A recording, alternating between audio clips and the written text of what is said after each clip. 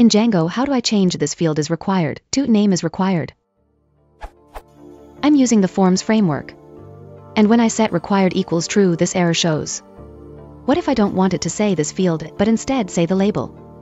Since I'm not going to be displaying it beneath the form input, I am going to display all the errors at the top of the page. If you want to customize the message a little bit more, you can also. Then, in your models.py,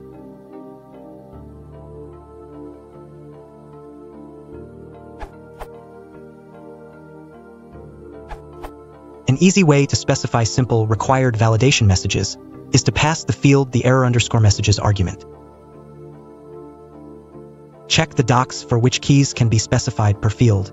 This URL. For anything else, you're going to need real form validation, which means you'd be writing error messages anyways.